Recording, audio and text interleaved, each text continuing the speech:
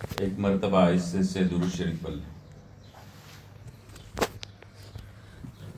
اللہم صلی علی محمد وعلی آل محمد کما صلیت علی ابراہیم وعلی آل ابراہیم انک حمید مجید۔ اللہم بارک علی محمد وعلی آل محمد کما بارکت علی ابراہیم وعلی آل ابراہیم انک حمید مجید۔ نحمدہ ونصلی علی رسولہ الکریم، اما بعد۔ میری دینی ماں اور بہنیں، اللہ جل جلالہ امن والہ کا کرم ہے، احسان ہے، فضل ہے کہ اللہ نے ہمیں دنیا کے اندر بہت ساری قیمتی نعمت عطا فرمائی ہے۔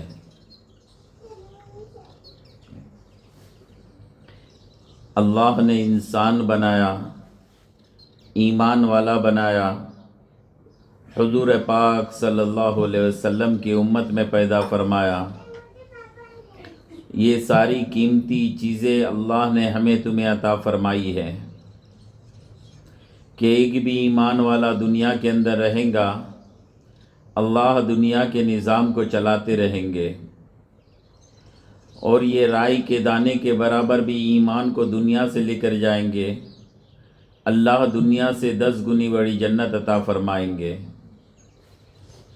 اور اللہ نے ہمیں انسان جو بنایا ہے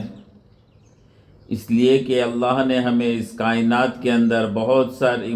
اس کائنات میں بہت ساری مخلوقات بنائی، کم و بیش 18,000 مخلوقات بنائی ہے، اور اس میں سے اللہ نے انسان کو اشرف المخلوقات بنایا۔ بلکہ اللہ نے قرآن کے اندر یہ انسان کی تعریف بیان کی ہے کہ 4 بڑی قسم کھا کر اللہ نے تعریف بیان کی، لَقَدْ خَلَقْنَا الْإِنسَانَ فِي أَحْسَنِ تَقْوِيمٍ، کہ ہم نے انسانوں کو بہترین ڈھانچوں میں بنایا ہے۔ اور اس کے ساتھ ساتھ میں اللہ نے ہمیں حضور پاک صلی اللہ علیہ وسلم کی امت میں پیدا فرمایا کہ دنیا میں تو سب سے آخر میں یہ امت آئی ہے، لیکن جب جنت میں جانے کا نمبر آئے گا یہ امت سب سے پہلے جنت میں جائیں گی۔ کل قیامت کے دن جب اولین سے آخرین سب ہوں گے، 120 صف لگی ہوں گی ساری انسانیت کی، اس میں سے 80 صف جو ہوں گی یہ حضور پاک صلی اللہ علیہ وسلم کی امت کی ہوں گی۔ اللہ نے یہ سب بڑی بڑی نعمتیں ہمیں عطا فرمائی ہے۔ اور میری دینی ماں اور بہنیں، اللہ نے مستورات کو ایسے بھی قیمتی بنایا ہے۔ ہم دیکھیں دنیا کے اندر جو چیز قیمتی ہوتی ہے اس کی حفاظت بھی قیمتی ہوتی ہے، کہ دنیا کے حساب سے دیکھے کہ یہ سونا، چاندی، ہیرے اور زیورات جو ہے یہ کوئی پھیری پھیرنے والا نہیں بیچتا، اور نہ کوئی فٹ پاتھ پہ اس کو بیچا جاتا ہے، بازار میں بیچا جاتا ہے، بلکہ یہ ایک شاپنگ مال کے اندر اسے رکھا جاتا ہے، اور اس کے اندر بھی بڑی دکان کے اندر، شو روم کے اندر، اور اس میں بھی بڑی الماری ہوتی ہے، الماری کے اندر بھی لاک اپ کے اندر، ڈبی کے اندر کاغذ میں لپیٹ کر رکھا جاتا ہے۔ پتہ چلا کہ یہ سونا، چاندی، ہیرے اور زیورات قیمتی ہے، اس کے لیے حفاظت کرتے ہیں، اس کی قیمتی چیزوں کی حفاظت کرتے ہیں۔ میری دینی ماں اور بہنیں، اسی طرح اسلام کے اندر مستورات قیمتی ہے، اسی لیے اللہ نے پردے کا حکم بتایا کہ یہ پردے کے اہتمام کے ساتھ میں اپنی زندگی کو گزارے، اور گھر کی 4 دیواری کے اندر اپنی زندگی کو گزارے، اور یہ اپنے آپ کو پردے کے اندر رکھے۔ ہمیں اس دنیا کے اندر بھیج کر اللہ کے رسول صلی اللہ علیہ وسلم کو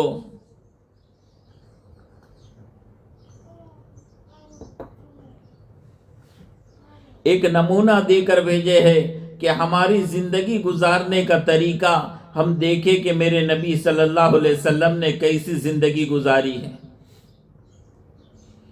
ہمیں کوئی موڑ کے اوپر بھی ہمیں ایسے ہی نہیں چھوڑا ہے۔ ہمارے نبی صلی اللہ علیہ وسلم نے بلکہ ہر موڑ کے اوپر اور ہر گھڑی کے اوپر ہمیں بتایا گیا کہ تمہاری زندگی گزارنے کا طریقہ کون سا ہے۔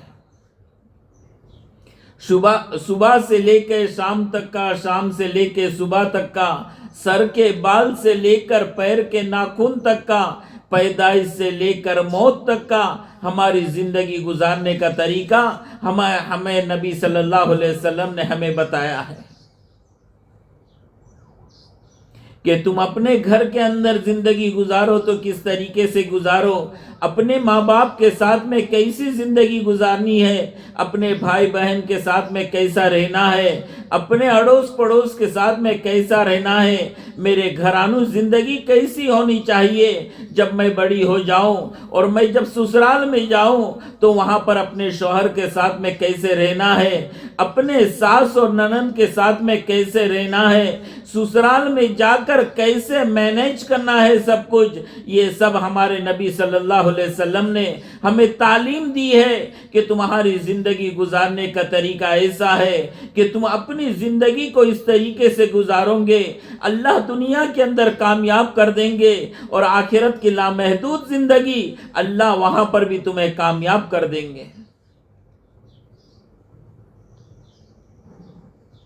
اور یہ زندگی کو سارے صحابہ نے اور صحابیہ رضی اللہ تعالیٰ نے گزار کر امت کو بتایا کہ تمہاری زندگی اس طریقے سے گزارنا ہے، اور آپ صلی اللہ علیہ وسلم کی پاک بیویاں، ازواج مطہرات اور آپ صلی اللہ علیہ وسلم کی بیٹیاں، یہ سب نے اپنی زندگی کو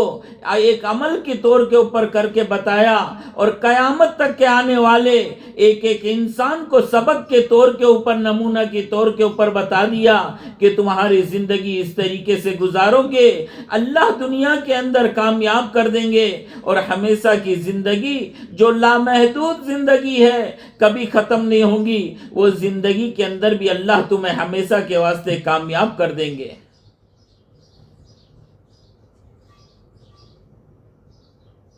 میری دینی ماں اور بہنیں، لیکن ہم دیکھیں کہ ہم نے ہمارے نبی صلی اللہ علیہ وسلم کے طریقے کو کتنا اپنی زندگی میں اتارا، کتنا اپنے گھرانے میں، کتنا اپنی شادی بیاہ کے اندر، موت میت کے اندر، غمی اور خوشی کے اندر ہم نے کتنا نبی صلی اللہ علیہ وسلم کے طریقے کو لیا ہے۔ ہمیں احساس کریں اس میں۔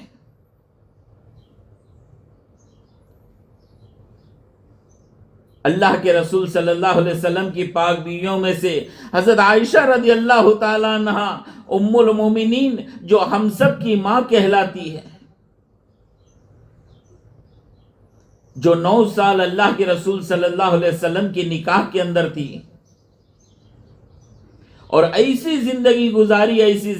گزاری کہ جب صحابہ کو کوئی مسئلہ پیش آ جاتا تھا تو حضرت عائشہ رضی اللہ تعالیٰ عنہ کے پاس میں آ کر وہ مسئلے کو بیان کرتے تھے، پوچھتے تھے، اور حضرت عائشہ رضی اللہ تعالیٰ عنہ بیان کرتی تھی اور وہ مسئلے حل ہو جاتے تھے۔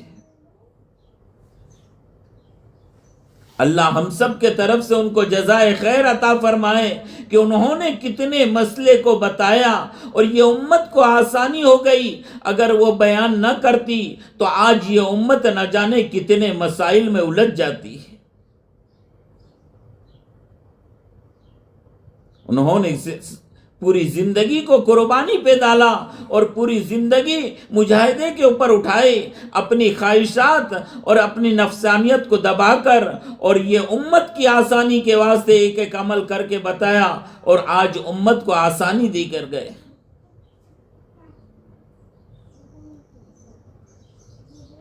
کہ خود یوں فرماتی ہے عین الحلال ثم الحلال ثم الحلال، کہ ہم چاند دیکھے پھر چاند دیکھے پھر چاند دیکھے۔ حضرت عائشہ رضی اللہ تعالیٰ نے فرماتی کہ ہمارے گھر میں چولہے نہیں جلتے۔ کسی نے پوچھا امی جان پھر آپ کیا کھاتے تھے؟ بولے 2 چیزوں کے اوپر گزر ہوتا تھا، کھجور اور پانی کے اوپر گزر ہوتا تھا۔ ہم کھجور کو کھا لیتے تھے اور پانی کو پی لیتے تھے، اور ایسی ہی زندگی گزارتے تھے کہ نبی صلی اللہ علیہ وسلم کے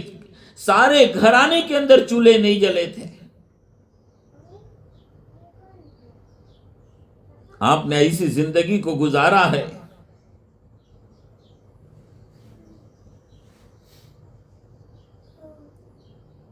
ایک مرتبہ ایک انصاری عورت آئی اور حضرت عائشہ رضی اللہ تعالیٰ عنہ کو آ کر یوں کہنے لگی کہ یہ میں نے میرے ہاتھ سے اون کو بون کر اور ایک شال بنائی ہوں، ایک چادر بنائی ہوں، اور یہ میں اللہ کے رسول صلی اللہ علیہ وسلم کے واسطے لے کر آئی کہ آپ یہ اللہ کے رسول صلی اللہ علیہ وسلم کو ہدیے میں دے دینا۔ حضرت عائشہ رضی اللہ تعالیٰ نے کہتی ہے کہ جب اللہ کے رسول صلی اللہ علیہ وسلم گھر پہ آئے تو میں نے سارا واقعہ بتائی، اور جب اللہ کے رسول صلی اللہ علیہ وسلم کو جب وہ شال دی تو اللہ کے رسول صلی اللہ علیہ وسلم نے اس شال کو اڑا تو آپ تو ایسے ہی ماشاءاللہ بہت خوبصورت لگتے تھے، لیکن جب وہ شال کو اڑا تو اور خوبصورت لگنے لگے۔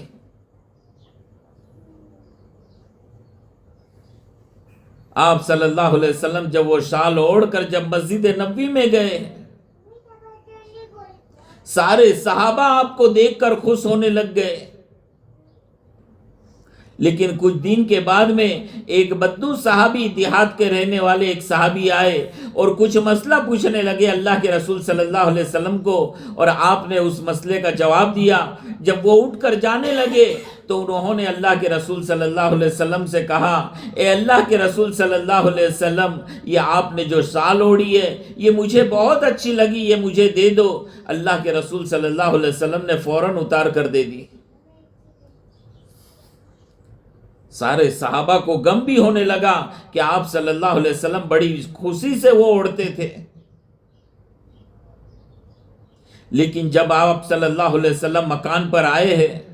گھر پر آئے، حضرت عائشہ رضی اللہ تعالیٰ عنہا کو جب پتہ چلا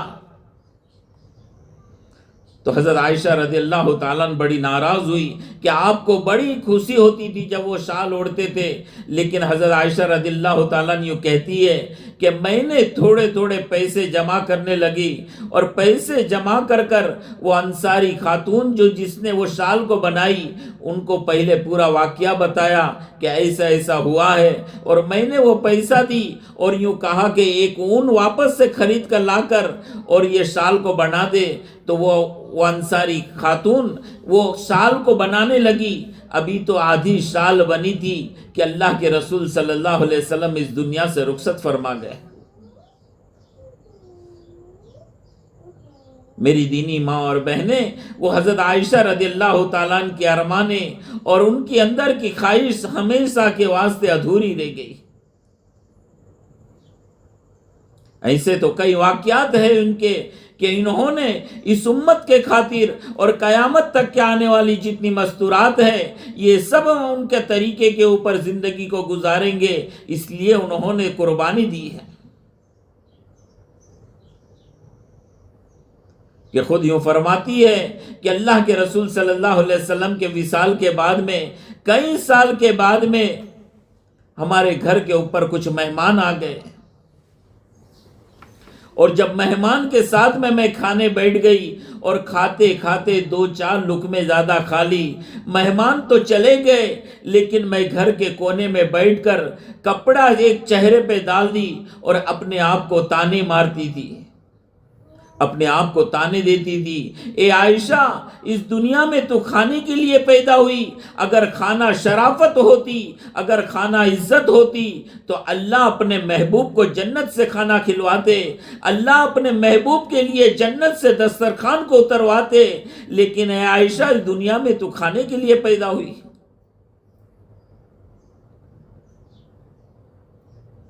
میری دینی ماں اور بہنیں، ایسی زندگی انہوں نے گزار کر یہ دین کو ہمارے تک پہنچایا ہے۔ آج یہ دین کے ساتھ میں ہم کیا سلوک کر رہے ہیں؟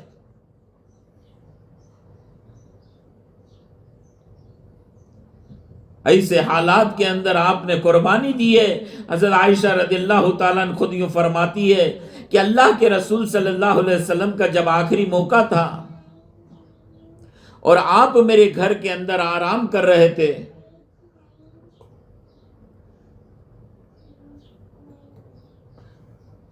اور سارے صحابہ آپ کی زیارت کرنے آ رہے تھے، رات کا اندھیرا ہونے لگا، مغرب کا وقت ہونے لگا، ایک صحابی کو ٹھوکر لگی۔ حضرت عمر رضی اللہ تعالیٰ نے زور سے آواز سے کہا کہ گھر کے اندر چراغ کو جلا دو، دیے کو جلا دو کہ لوگ آسانی کے ساتھ اللہ کے رسول صلی اللہ علیہ وسلم کی زیارت کر لیں۔ لیکن ام المومنین حضرت عائشہ رضی اللہ تعالیٰ عنہ فرماتی ہے کہ میں کیسے اس دیے کو جلاؤں اور کیسے اس کے اندر روشنی کروں کہ میرے گھر میں تو اتنا تیل بھی نہیں تھا کہ میں تیل کو ڈال کر اس دیے کو جلا سکوں۔ اس لیے کہ اس زمانے کے اندر زیتون کے تیل کو دیے کے اندر ڈالا کرتے تھے اور جلایا کرتے تھے۔ ایک ام المومنین یوں فرماتی ہے کہ کہیں سے تیل جب آ جاتا تھا کہیں سے تو ہم اس تیل کو کچا پی لیتے تھے، مارے بھوک کے، ہم سے اتنا برداشت نہیں ہوتا تھا، اس لیے کچے تیل کو ہم پی لیتے تھے۔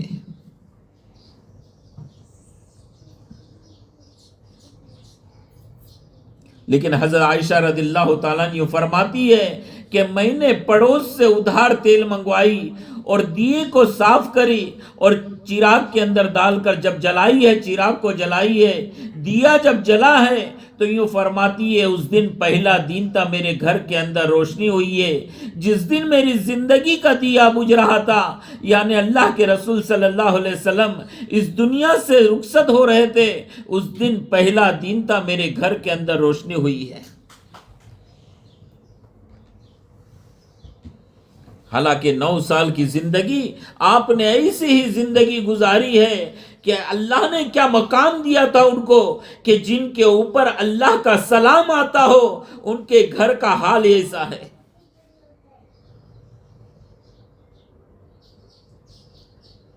جس نبی صلی اللہ علیہ وسلم کہ جن کی بنیاد کے اوپر اللہ نے پوری کائنات کو وجود دیا ہے، آپ امام الانبیاء ہے، آپ خاتم الانبیاء ہے، آپ سارے نبیوں کے سردار ہے، لیکن آپ کے گھر کا حال ایسا ہے۔ یہ امت کو سامنے رکھتے ہوئے اور اس دین کو سامنے رکھتے ہوئے نبی نے اور نبی کے گھر والوں نے اپنی زندگی کو ایسی زندگی گزاری ہے۔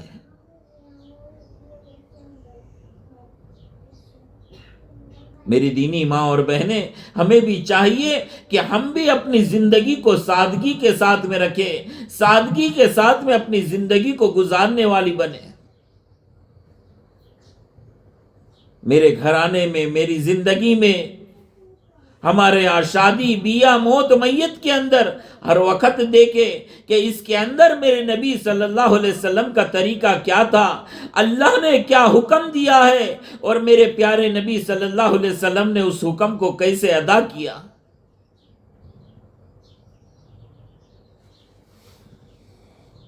اس کے لیے یہ ہماری ذمہ داری ہوتی ہے کہ ہم اپنے گھر کے اندر رہ کر ہم ایسی سادگی کے ساتھ میں، ہم نبی صلی اللہ علیہ وسلم کے طریقے کے ساتھ میں ہم زندگی کو گزارنے والی بنیں۔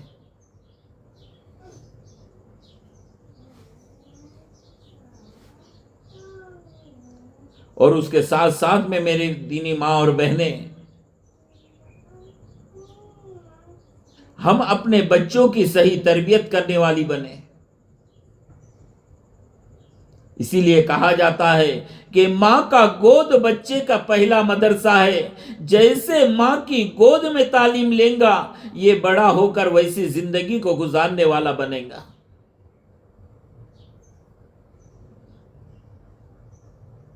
اگر ماں کی گود کے اندر اسے تعلیم، دینی تعلیم نہیں ملی تو یہ بڑا ہو کر یہ زندگی نہ جانے کیسی زندگی کو گزارے گا۔ پھر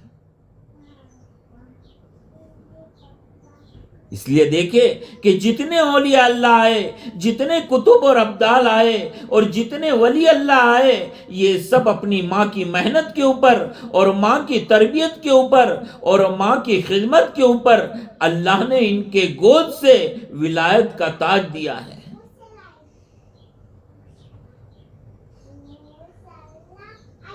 حضرت پیران پیر حضرت عبد القادر جیلانی رحمۃ اللہ علیہ، جن کو لقب ملا کہ پیران پیر کا لقب ملا ہے جنہیں، ان کی ماں کی زندگی دیکھے کہ ان کی ماں نے کیسی تربیت دی تھی اور کیسی تعلیم دی تھی کہ اللہ نے ان کو پیران پیر بنا دیا، سارے پیروں کا پیر بن گئے۔ حضرت قطب الدین بختیار کاکی رحمت اللہ علیہ جو ہندوستان کے اندر دہلی کے اندر جنہوں نے قطب مینار بنایا، حضرت قطب الدین بختیار کاکی رحمت اللہ علیہ، ان کی ماں ان کے لیے بچپن سے ان کی تربیت کرتی تھی اور بچپن سے ان کے اوپر محنت کرتی تھی، تب جا کر قطب کا تاج ان کو ملا ہے۔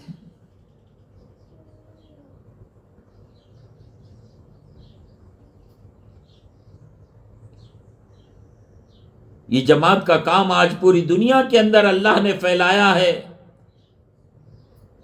ان کے بانی حضرت مولانا الیاس صاحب رحمت اللہ علیہ، ان کی محنت کے ذریعے سے اللہ نے آج پوری دنیا کے اندر، یہاں تک کہ یہ افریقہ کے ایک ایک جنگل کے اندر اللہ نے اس کام کو پہنچا دیا۔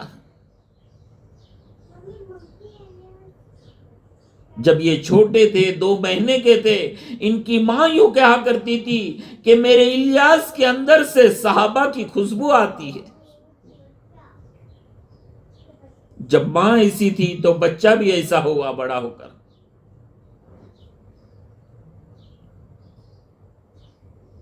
یہ پورے ہندوستان کو جو آزادی دلانے والے، انگریزوں سے آزادی دلانے والے حضرت ٹیپو سلطان رحمت اللہ علیہ، جنہوں نے ہندوستان کو آزادی دلائی ہے انگریزوں سے، ان کی ماں اسی پرہیزگاری والی تھی اور پرہیزگاری کے ساتھ میں زندگی گزارتی تھی کہ ان کے اثرات وہ بچے پہ پڑے اور یہ بچے بڑے ہو کر شیر جیسے بنے کہ جن کا لقب ان کو مل گیا تھا کہ شیر میسور حضرت ٹیپو سلطان رحمت اللہ علیہ۔ یہ ان کی ماں کی تربیت کے اوپر اور ماں کی پرہیزگاری کے اوپر اللہ نے شیر جیسا نوجوان ان کے گود سے پیدا کیا۔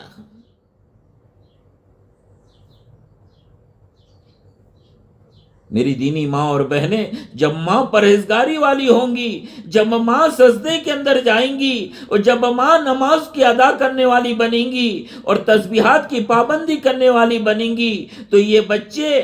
بچے بھی اپنے سر کو، چھوٹے سر کو سجدے میں ڈالیں گے۔ یہ ماں قرآن کی تلاوت کرنے والی بنیں گی، یہ بچے بڑے ہو کر علماء کرام اور حفاظ کرام بنیں گے۔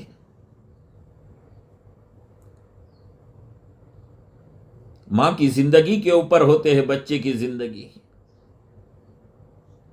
اور خدا نہ خواستہ ماں کی زندگی اللہ کی نافرمانی والی اور اللہ کے حکم کو توڑنے والی اور نبی کے طریقے کو توڑنے والی، جب ماں اپنی زندگی کو اور یہ فیشن کے اندر آ کر اپنی زندگی کو گزارنے والی بنیں گی، تو یہ بچے بھی ایسے نافرمان بنیں گے کہ یہ بڑے ہو کر ایسے عمل کرنے والے بنیں گے کہ جن کی عمل کی بنیاد کے اوپر اللہ کا غضب بھی دنیا میں آ سکتا ہے۔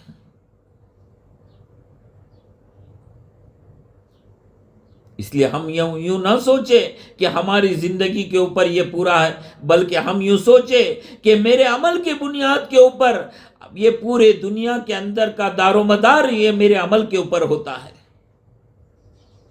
جیسے ہمارے عمل ہوں گے ویسے ہمارے بچوں کے عمل ہوں گے، اور یہی بچے بڑے ہو کر عمل کرنے والے بنیں گے اور جن کی عمل کی بنیاد کے اوپر اللہ فیصلے کریں گے دنیا کے۔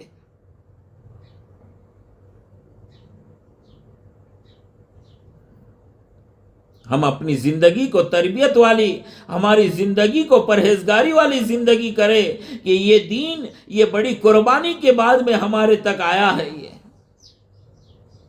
اس دین کے لیے نبی صلی اللہ علیہ وسلم نے قربانی دی ہے۔ آپ نے ایک مرتبہ خود اللہ کے رسول صلی اللہ علیہ وسلم نے فرمایا، اے عائشہ، اس دین کے خاطر میں جتنا ستایا گیا اور ڈرایا گیا، اس سے پہلے کوئی نبی اتنا ستایا اور ڈرایا نہیں گیا۔ حالانکہ آپ کو سب علم ہے کہ کوئی نبی کو پتھر سے مارا گیا، کوئی نبی کو آگ میں ڈالا گیا، کسی نبی کو آرے سے کاٹا گیا، لیکن اس کے باوجود بھی آپ یوں فرماتے، اے عائشہ، مجھے جتنا ستایا گیا ڈرایا گیا، اس سے پہلے کوئی نبی اتنا ستایا ڈرایا نہیں گیا۔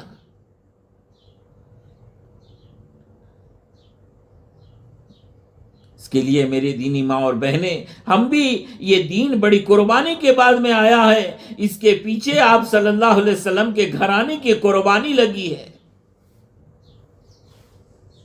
آپ نے اپنے صحابہ کو اس دین کے خاطر قربانی پہ ڈالا ہے، آپ نے اپنے گھر والوں کو اس دین کے لیے ڈالا ہے، آپ نے یہاں تک کا اپنے بچوں کے اور بچیوں کے دین کے خاطر قربانی پہ ڈالا ہے اپنی بچیوں کو، اس لیے کہ اللہ کے رسول صلی اللہ علیہ وسلم کو اپنی بچیوں سے بڑی محبت تھی،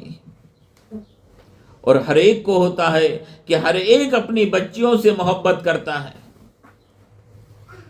اللہ کے رسول صلی اللہ علیہ وسلم کی بھی 4 بیٹیاں تھیں، اور چاروں بیٹی سے آپ کو بہت محبت تھی،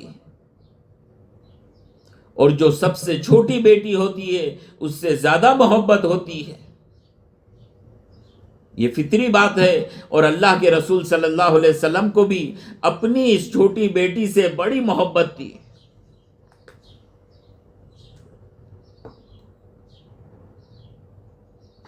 ایک مرتبہ حضرت فاطمہ رضی اللہ تعالیٰ اللہ کے رسول صلی اللہ علیہ وسلم کے گھر پر آئی۔ اللہ کے رسول صلی اللہ علیہ وسلم حالانکہ امام الانبیاء خاتم الانبیاء ہے، لیکن پھر بھی کھڑے ہو گئے، اور جہاں پر آپ بیٹھے تھے اپنی بیٹی کو بیٹھایا، پیشانی پہ بوسہ دیا پہلے، اور جہاں آپ خود بیٹھے تھے وہاں اپنی بیٹی کو بیٹھایا، اتنی محبت کرتے تھے۔ ایک مرتبہ محبت میں آ کر یوں فرمایا کہ فاطمہ تو میرے بدن کا ٹکڑا ہے، جس نے اس کو تکلیف دی اس نے مجھے تکلیف دی۔ ایک دن محبت میں آ کر یوں کہہ دیا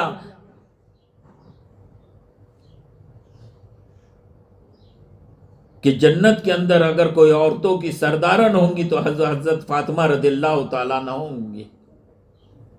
اتنی محبت کرتے تھے۔ لیکن جب دین کا تقاضا آیا ہے تو اپنی لاڈلی بیٹی کو بھی تڑپایا ہے۔ ایک مرتبہ فجر کی نماز کے بعد میں آپ اپنی لاڈلی بیٹی حضرت فاطمہ رضی اللہ تعالیٰ عنہ کے مکان پر گئے اور جا کر دروازہ کھٹکھٹایا۔ حضرت فاطمہ رضی اللہ تعالیٰ عنہ نے دروازہ کھولا، اللہ کے رسول صلی اللہ علیہ وسلم گھر میں گئے اور کہا کہ بیٹی فاطمہ، آج 7 دن ہو گئے میں نے کوئی چیز نہیں کھائی ہے، تیرے گھر میں کوئی چیز ہو تو مجھے دے دے کہ میں کھا لوں اس کو۔ حضرت فاطمہ رضی اللہ تعالیٰ عنہ کی آنکھوں میں آنسو آ گئے، اور آپ نے روتے ہوئے یوں کہا، اے ابا جان، زندگی میں پہلی مرتبہ آپ نے مجھ سے سوال کیا، لیکن میں بھی کیا کروں، آج 3 دن ہو گئے ہیں میں نے بھی کوئی چیز نہیں کھائی ہے، حتیٰ کہ میرے گھر میں ایک کھجور بھی نہیں ہے کہ میں آپ کو ایک کھجور دے سکوں۔ میری دینی ماں اور بہنیں، میرے لیے کہنا آسان ہے اور آپ کے لیے سننا آسان ہے، لیکن کیا گزری ہوں گی اس بیٹی کے اوپر کہ جس کے والد اس دین کے خاطر 7 دن تک کا بھوکے ہو، اور کیا گزری ہوں گی اس والد کے اوپر کہ جس کی بیٹی اس دین کے خاطر 7 دن تک کا 3 دن تک کا سسرال میں جا کر بھوکی رہی ہو۔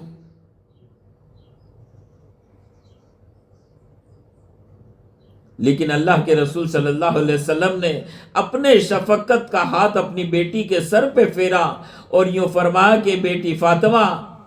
تھوڑا تو صبر کر لے، تھوڑا میں صبر کر لوں، اپنے دونوں کے صبر کے اوپر اللہ میری امت کو معاف کر دیں گے۔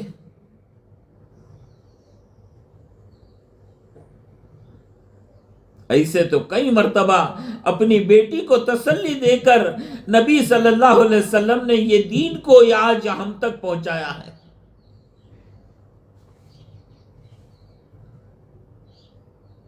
وہ نبی صلی اللہ علیہ وسلم کی لاڈلی بیٹی تھی کہ ہماری ہزاروں بیٹی قربان ہو جائے نبی کی بیٹی کے اوپر، اتنی قیمتی تھی وہ، لیکن پھر بھی قربانی پہ ڈالا۔ ایک مرتبہ حضرت علی رضی اللہ تعالیٰ عنہ یوں آتا ہے کہ آپ فجر کی نماز کے بعد میں جب گھر پر گئے ہیں تو آپ نے ایک الگ منظر دیکھا کہ حضرت فاطمہ رضی اللہ تعالیٰ عنہ جو اللہ کے رسول صلی اللہ علیہ وسلم کی لاڈلی بیٹی ہے، وہ کپڑے دھو رہی ہے اور آنکھوں سے آنسو ہے، وہ رو بھی رہی ہے اور روتے روتے کپڑے دھو رہی ہے۔ حضرت علی رضی اللہ تعالیٰ عنہ گئے اور پوچھا کہ آج کیا بات ہے فاطمہ، کہ آج میں نے دیکھا کہ تم کپڑے بھی دھو رہی ہو اور تم آنکھوں سے آنسو ہے، رو رہی ہو۔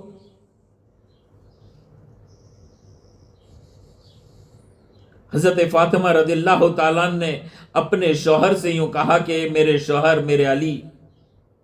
آج میں نے خواب میں دیکھا اللہ کے رسول صلی اللہ علیہ وسلم کو، کہ اللہ کے رسول صلی اللہ علیہ وسلم نے مجھے یوں کہا کہ بیٹی فاطمہ، آج سحری تو علی کے دسترخوان پہ کریں گی، تو آج افطار میرے دسترخوان پہ کرنا تو۔ اور کہا کہ میرے شوہر، آج میرا روزہ ہے، اس لیے میں یوں چاہتی ہوں کہ آج یہ میرا آخری دن ہے، مجھے لگتا ہے کہ آج کے بعد میں دنیا میں نہیں رہوں گی۔ میں یہ چاہتی ہوں کہ میں میرے بچوں کے کپڑے دھو کر جاؤں، میں میرے بچوں کو نہلا کر جاؤں اور سارا کام میں کر کے جاؤں۔ یوں آتا ہے حضرت علی رضی اللہ تعالیٰ نے حضرت فاطمہ رضی اللہ تعالیٰ کا ہاتھ پکڑ کر کھڑے کیا اور دیکھا کہ بخار کے اندر ہے، آپ نے لا کر ان کو چارپائی پہ بیٹھایا اور کہا کہ فاطمہ، ابھی تو 6 مہینے گزرے ہیں، نبی صلی اللہ علیہ وسلم کا زخم ابھی تو ہمارے دل سے نہیں نکلا ہے اور تم بھی اس دنیا سے چلے جائیں گے، ہم کیسے زندگی کو گزاریں گے؟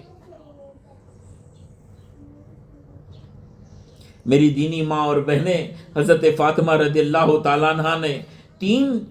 تین باتیں کی ہے، وہ 3 بات ہم سمجھے اور سنے اور دھیان سے سمجھے اس کو، کہ 3 بات یوں کہی ہے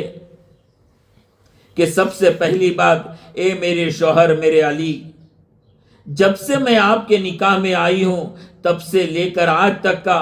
جیسے شوہر کا حق ادا کرنا تھا میرے سے ادا نہیں ہو سکا، اس لیے کہ میرے ابا نے مجھے بتایا تھا کہ شوہر کا کیسا حق ہے ویسا حق ادا نہیں ہو سکا۔ اے میرے شوہر، مجھے معاف کر دینا، کل قیامت کے دن میں اللہ کے سامنے اور میں میرے والد کے سامنے کیا منہ لے کر جاؤں گی، اس لیے مجھے معاف کر دینا۔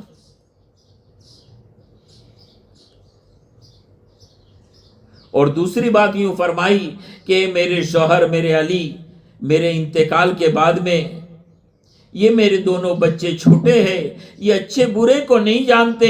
ان کی تربیت کرنا اور جب یہ بڑے ہو جائے تو ان کو اللہ کے حوالے کر دینا، وہاں تک کہ آپ کسی سے شادی نہیں کرنا، یہ بچوں کی تربیت کرتے رہنا، جب یہ بڑے ہو جائے تو ان کو اللہ کے حوالے کر دینا۔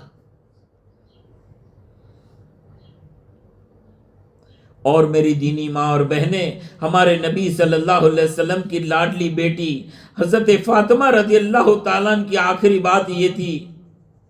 کہ آپ نے آخری بات یہ فرمائی اپنے شوہر سے، اے میرے شوہر، جب میرا انتقال ہو جائے تو میرے جنازے میں کسی کو نہ بلانا، میرے جنازے کے اندر میرے دونوں بچے ہوں گے اور آپ ہوں گے، اور میرا جنازہ جب بھی ہو تب نکالے تو رات کے اندھیرے میں لے کر جانا، اس لیے کہ میرے والد نے یوں کہا تھا کہ بیٹا پردہ کرتے رہنا، میں نے پوری زندگی پردہ کی ہے، اے میرے ابا، اے میرے علی، جب میرا انتقال ہو جائے تو میرے جنازے کو رات کے لے کر جانا، تاکہ میرے جنازے کو بھی کوئی غیر محرم نہ دیکھے، اس لیے کہ میں نے پوری زندگی پردہ کی ہے، کسی غیر محرم نے مجھے نہیں دیکھا، میں یہ نہیں چاہتی کہ میرے جنازے کو بھی کوئی غیر محرم دیکھ لے۔ میرے دینی ماں اور بہنیں کیسی پابندی کے ساتھ میں زندگی گزاری ہوں گی۔ حضرت علی رضی اللہ تعالیٰ جوش میں آ گئے اور کہا کہ نہیں فاطمہ، اگر تیرا انتقال ہو جائے تو میں مدینہ والوں کو بلاؤں گا، میں انصار والے کو بلاؤں گا، میں مہاجرین کو بلا دوں گا۔ تو کہنے لگی کہ نہیں، میرے انتقال کے بعد میں کسی کو نہیں بلانا۔ جب حضرت فاطمہ رضی اللہ تعالیٰ عنہ کا انتقال ہوا ہے، اللہ کے رسول صلی اللہ علیہ وسلم کے وصال کے 6 مہینے کے بعد میں، اور آپ کا جنازہ جب آپ کے گھر سے نکلا ہے ایک کندھا دینے والے تو حضرت علی رضی اللہ تعالیٰ عنہ ہے، ایک پہ حضرت حسن رضی اللہ تعالیٰ عنہ ہے اور ایک پہ حضرت حسین رضی اللہ تعالیٰ عنہ ہے، چوتھا کندھا دینے والا کوئی نہیں تھا۔ ایک صحابی وہاں سے جا رہے تھے، پوچھا کہ اے علی یہ کس کا جنازہ ہے؟ حضرت علی رضی اللہ تعالیٰ عنہ کہنے لگے کہ یہ اللہ کے رسول صلی اللہ علیہ وسلم کی لاڈلی بیٹی حضرت فاطمہ رضی اللہ تعالیٰ عنہ کا جنازہ ہے۔ وہ صحابی نے ایک چوتھا کندھا دیے جن کا نام آتا ہے حضرت ابو ذر رضی اللہ تعالیٰ عنہ، اور یہ جنازہ اٹھ کر چلا ہے اور جنت البقیع کے اندر جب رکھا گیا اور جب ان کو اندر اتارنا جا رہے تھے، حضرت علی رضی اللہ تعالیٰ عنہ دونوں بچے جب ان کو قبر میں اتارنے جا رہے تھے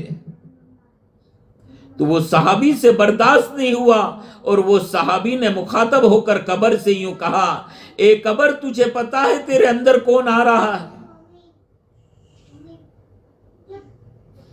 حالانکہ یہ وہ صحابی ہے،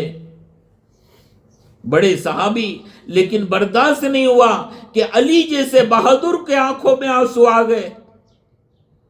جب ان کو روتا ہوا دیکھے تو قبر سے کہنے لگے، اے قبر تجھے پتا ہے تیرے اندر کون آ رہا ہے؟ اللہ کے رسول صلی اللہ علیہ وسلم کی لاڈلی بیٹی، جنت کے اندر عورتوں کی سردارن حضرت علی رضی اللہ تعالیٰ عنہ کی بیوی اور حسنین کی ماں تیرے اندر آ رہی ہے، اے قبر تو اس کے لیے وسیع ہو جا۔ تو میری دینی ماں اور بہنیں، اس کتابوں میں یوں آتا ہے، اس قبر کے اندر سے آواز آئی، یا ابا ذر، اے ابا ذر، یہاں پر حسب نسب نہیں چلتا، یہاں تو یہ چلتا ہے کہ جیسا اعمال لے کر آئیں گے اللہ کی طرف سے وہ فیصلے ہوں گے۔ میری دینی ماں اور بہنیں،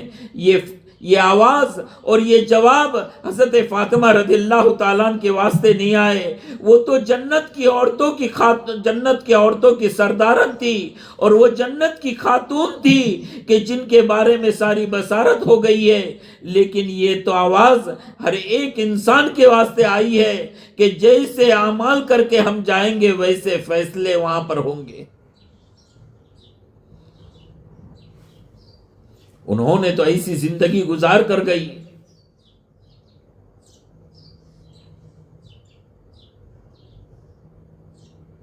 کہ ان کے قبر کے اوپر بھی اگر چلے جائے تو پتہ نہیں چلتا ہے کہ وہ کتنی لمبی تھی قد کے اندر اور کیسی تھی۔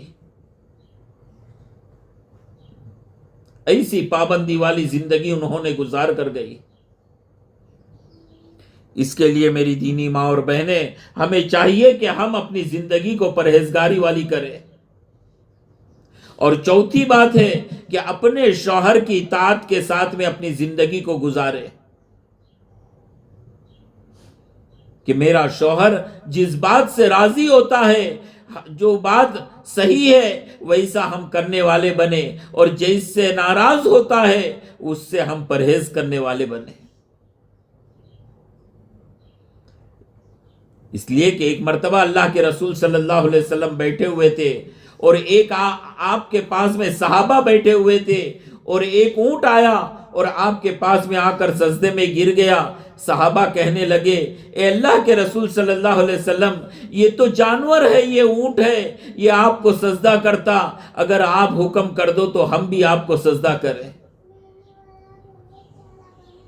اللہ کے رسول صلی اللہ علیہ وسلم نے منع کیا اس کہ میں اللہ کے علاوہ سجدے کا حکم منع کرتا ہوں کہ کسی کو سجدہ نہیں کرنا اللہ کے علاوہ۔ اگر اللہ کے علاوہ سجدے کا حکم ہوتا تو بیوی کو حکم دیتا میں کہ اپنے شوہر کو سجدہ کرے وہ۔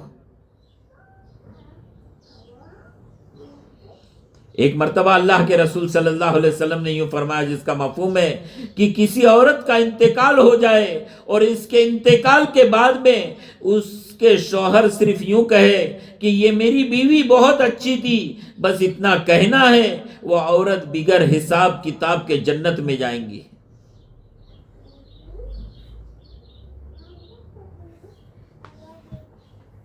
میری دینی ماں اور بہنیں، وہ عورت اپنے رب کا، اپنے اللہ کا وہاں تک کا حق ادا نہیں کر سکتی جہاں تک کا پہلے اپنے شوہر کا حق ادا نہیں کر لے، چاہے وہ نمازی ہو، چاہے تہجد گزار ہو، قرآن کی تلاوت کرتی ہو، تسبیحات کی پابندی کرتی ہو، لیکن وہ اللہ کو راضی نہیں کر سکتی جہاں تک کا پہلے اپنے شوہر کو راضی نہیں کر لے،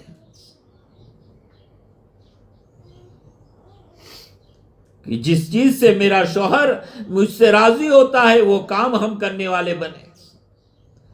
ہمیں سجنا اور سنورنا، اچھے کپڑے پہننا اور اچھے بال بنانا اور اچھے زیورات کو پہننا اپنے شوہر کے لیے ہوتا ہے،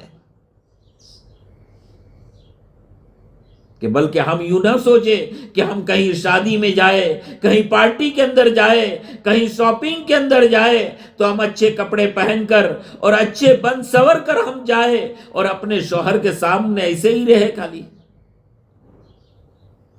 نہیں، اپنے شوہر کے سامنے سجنا سورنا ہمارے لیے جائز ہے، اس کے لیے خاص اس کا اہتمام کرنے والی ہم بنے، اس کی فکر کرنے والی بنے ہم۔ اس کے لیے میری دینی ماں اور بہنیں، ہم اس فضائل اعمال کی کتاب کو اپنے گھر کے اندر روزانہ پڑھنے والی بنے، روزانہ گھر کے سارے لوگ ہو تو پردے کے اہتمام کے ساتھ میں ہم اس کو پڑھیں، اپنے بچوں کو بھی بیٹھائے، اپنے شوہر کو، بھائی کو، بیٹے کو، والد کو، سب کو بیٹھا کر ہم ان کو فضائل اعمال کی کتاب ہمارے گھرانے کے اندر ہو۔ اس کے اندر سارے واقعات ہے، اس کے اندر ساری فضیلت ہے۔ حضرت شیخ نے بڑی قربانی کے بعد میں یہ ساری سب کچھ جمع کر کے رکھے ہمارے لیے، کہ نماز پڑھنے پہ یہ فائدے ہے، نماز چھوڑنے پہ یہ ہے، قرآن کی تلاوت پہ یہ ہے، قرآن کی تلاوت پہ غفلت کرنے سے اللہ یہ نقصانات دیتے ہیں، ذکر کے اندر یہ فائدے ہیں، یہ اللہ انعامات دیں گے، اس کے سارے فضائل ہیں، اس کے اندر سارے صحابہ کے واقعات ہیں، صحابیات کے واقعات ہیں، ام المومنین اور آپ صلی اللہ علیہ وسلم کے بچیوں کے واقعات ہیں۔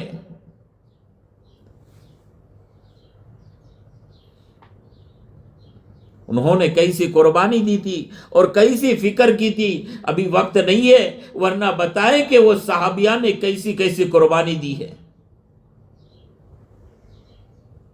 کہ ہم یوں نہ سوچے کہ ہم کیا کریں گھر میں بیٹھ کر۔ جب اللہ کے رسول صلی اللہ علیہ وسلم جب دین کی دعوت کو لے کر گئے تو سب سے پہلے مال لگانے والی مستورات ہے،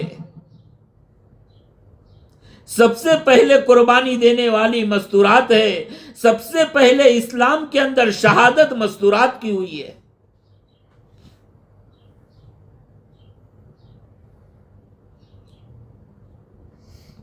حضرت عمر رضی اللہ تعالیٰ عنہ جو ایمان کے اندر آئے ہیں اور انہوں نے جو قربانی دی ہے اور اللہ نے ان کو ایسا نوازا ہے کہ خود نبی صلی اللہ علیہ وسلم نے یوں فرمایا کہ میرے بعد میں نبوت کا دروازہ اگر کھلا رہتا تو اللہ حضرت عمر کو نبی بناتے، یہاں تک کا پہنچایا۔ ان کی بہن کی قربانی تھی، کیا ان کو ثواب نہیں ملے گا؟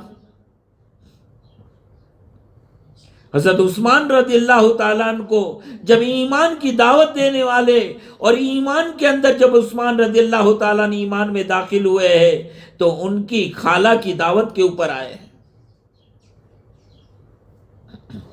حضرت علی رضی اللہ تعالیٰ عنہ جو ایمان کے اندر آئے ہیں، حضرت خدیجہ رضی اللہ تعالیٰ عنہ کی دعوت کے اوپر آئے ہیں۔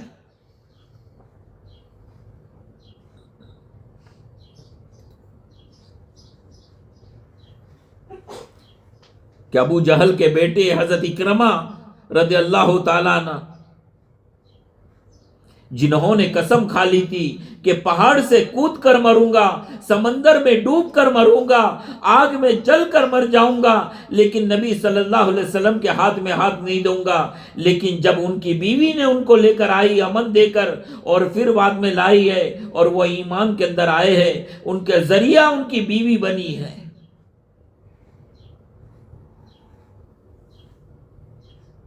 ایسے کئی واقعات ہیں کہ کئی صحابی اپنے یہ مستورات کے ذریعے سے ایمان کے اندر آئے ہیں۔ تو ہم یوں نہ سوچے کہ ہم کیا کر سکتے گھر میں بیٹھے ہوئے، ہمیں بھی فکر کرنی ہے، گھر میں بیٹھ کر دینی فکر کرنی ہے۔ مشورے میں کیا بات چلتی ہے، اپنے شوہر سے، بھائی سے، بیٹے سے پوچھے کہ مشورے میں کیا بات چلتی ہے، ابھی کس چیز کا تقاضا ہے، ابھی ہم یہاں پر بیٹھے ہوئے نماز کے بعد میں ہم دعا کریں ان کے لیے۔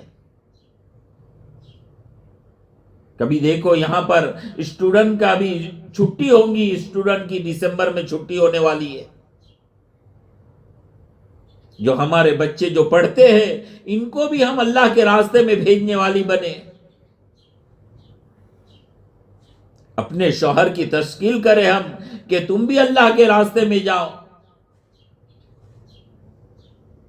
اپنے والد، اپنے بھائی کی تشکیل کرے، اپنے بیٹے کو سمجھائے کہ وہ ماں اپنے 4 بیٹے کو اللہ کے راستے میں بھیجی ہے، اور 4 بیٹے کی جب خبر آئی شہادت کی تو سجدے میں گر گئی اور اللہ کا شکر ادا کری، اور اللہ سے کہی ہے کہ اے اللہ تیرا شکر ہے کہ تو نے میرے 4 جوان بیٹے کو تیرے راستے میں قبول کر لیا۔ ایک ماں، ایک بوڑھی ماں کو اپنے جوان بیٹوں سے کتنی امیدیں رہتی ہے،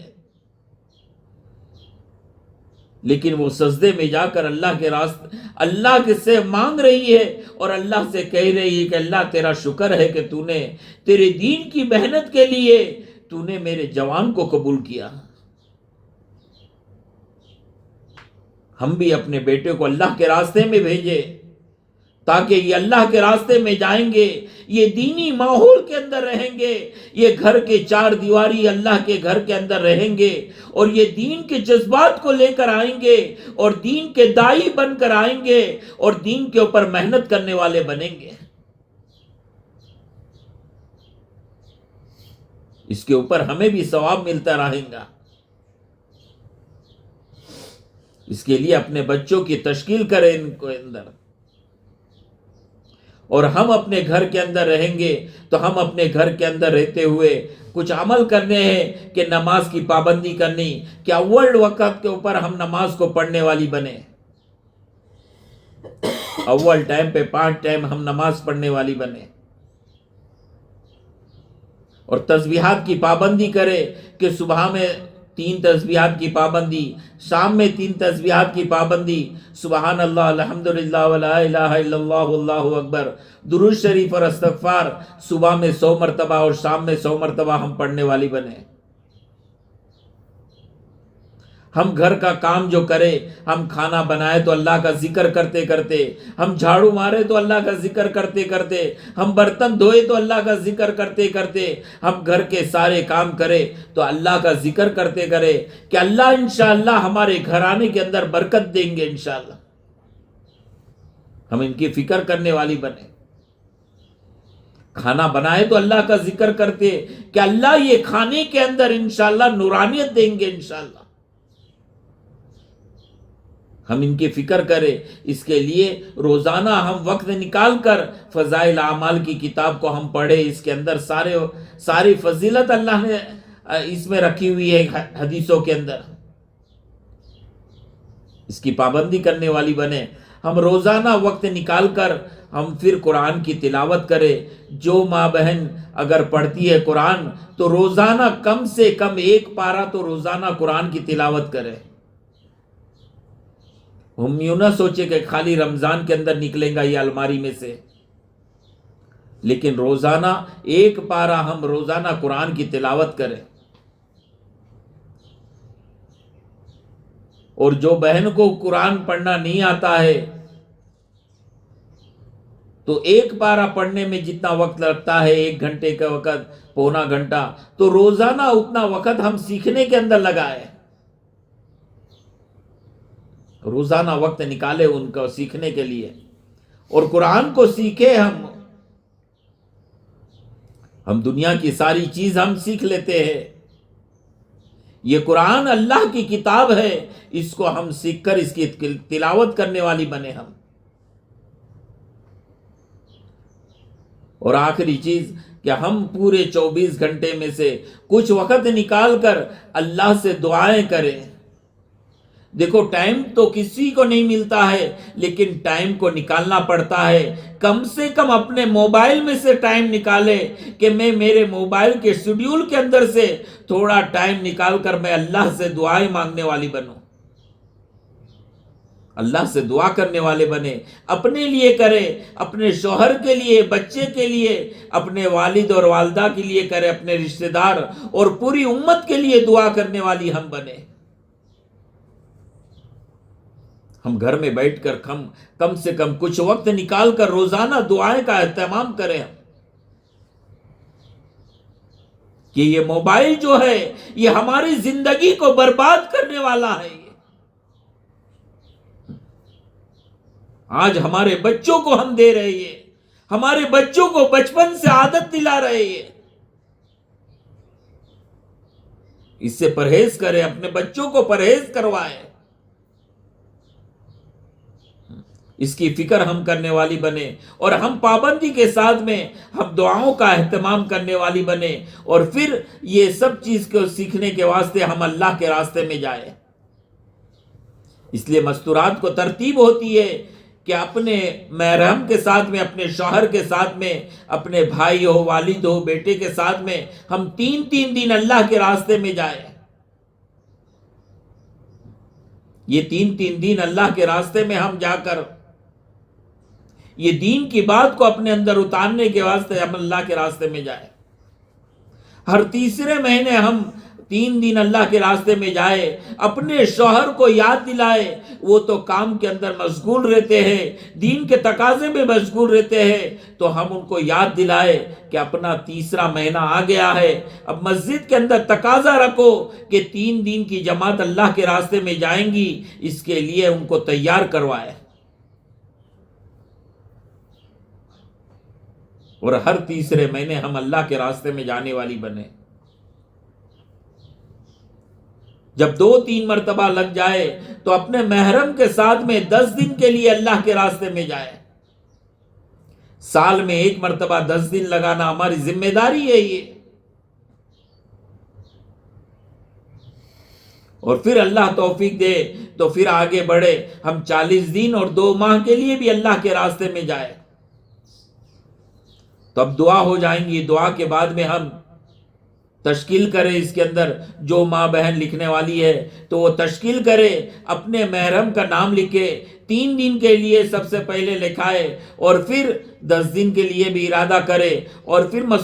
جو اسٹوڈنٹ کی جماعت جانے والی ہے اس کے لیے بھی، اور مردوں کی جماعت جو دسمبر کے اندر جانے والی ہے اس کے اندر بھی ہم کریں کہ کتنے لوگ نے ارادہ کیے ہیں وہ ہمارے گھرانے سے یہ اللہ کے راستے میں جائیں گے، اور ان کے اوپر یہ وہاں پر جانے کے بعد میں جو محنت کریں گے اور وہ محنت پہ جو ثواب ملے گا بھیجنے والے کو، وہ ثواب گھر پہ بیٹھے بیٹھے ملے گا انشاءاللہ۔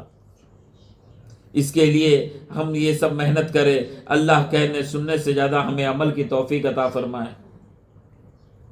اللہم صلی علی محمد وعلی آل محمد کما صلیت علی ابراہیم وعلی آل ابراہیم انکا حمید مجید۔ اللہم بارک علی محمد وعلی آل محمد کما بارکت علی ابراہیم وعلی آل ابراہیم انکا حمید مجید۔ اے اللہ ہمارے گناہوں کو معاف فرما، اے اللہ خطائیں سے درگزر فرما، اے اللہ رحم کا، کرم کا، عافیت کا، یسر کا معاملہ فرما، اے اللہ تیری رضا نصیب فرما، تیرے نیک بندوں میں شامل فرما، اے اللہ تجھ سے ہونے والا یقین نصیب فرما۔ اے اللہ یہ ماں بہن کے اللہ اپنے سارے تقاضے کو دبا کر، اے اللہ سارے تقاضے کو آگے پیچھے کر کر، اے اللہ یہ تیرے دین کی نسبت پہ پہ جمع ہوئی ہے، اے اللہ ان کے یہ جمع ہونے کو قبول فرما۔ اے اللہ یہ کہاں کہاں سے کیسے کیسے اپنے کام کو آگے پیچھے کر کر اے اللہ یہ یہاں پر آئی ہے، اے اللہ ان کے یہاں آنے کو قبول فرما۔ اے اللہ ان کو بہترین اجر عطا فرما۔ اے اللہ جو نہیں آ سکی اے اللہ تو انہیں بھی عطا فرما۔ اے اللہ دور اور دیر کے لیے قبول فرما دے۔ اے اللہ اس علاقے کو قبول فرما دے، یہاں کے بچوں کو قبول فرما دے، جوانوں کو قبول فرما دے۔ اے اللہ یہاں کے مستورات کو قبول فرما دے، یہاں کے مرد حضرات کو قبول فرما دے، اس مسجد کو آباد فرما دے، آباد کرنے والے کو تو آباد کر دے۔ اے اللہ یہاں کی مسجدوں کو اے اللہ اعمال سے اللہ نواز دے، اے اللہ اعمال سے آراستہ فرما دے۔ اے اللہ یہاں کے ایک ایک گھرانے کو، ایک ایک علاقے کو، ایک ایک اسٹریٹ کو اے اللہ قبول فرما دے۔ اے اللہ کسی کو محروم نہ فرما، اے اللہ کسی کو محروم نہ فرما۔ عموماً پورے عالم کے اندر اے اللہ جو جہاں پر جیسی محنت کر رہا ہے اے اللہ تیرے دین کے محنت کر رہا ہے اور وہ تیرے ہاں پر قبول ہے، اے اللہ تو انہیں قبول فرما کر اے اللہ آگے مزید توفیق نصیب فرما دے۔ اے اللہ جو کچھ مانگا وہ بھی عطا فرما، جو مانگنے میں رہ گیا وہ بھی عطا فرما۔ اے اللہ بہت لوگ کچھ کہنا چاہتے تھے دعا کے لیے، اے اللہ جو کہا اے اللہ انہیں عطا فرما، جو نہیں کہہ سکے اے اللہ بغیر مانگے اے اللہ بغیر کہے ہوئے اے اللہ ان کو سب کو عطا فرما۔ ہماری دعاؤں کو محض اپنے لطف کرم سے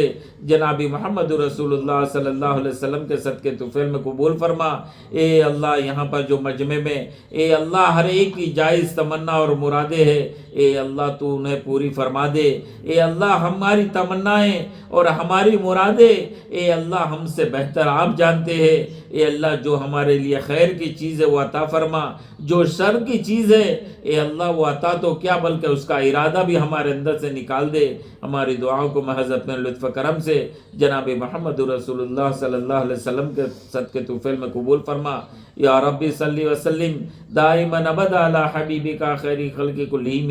سبحان ربک رب العزت عما یصفون وسلام علی المرسلین والحمد للہ رب العالمین۔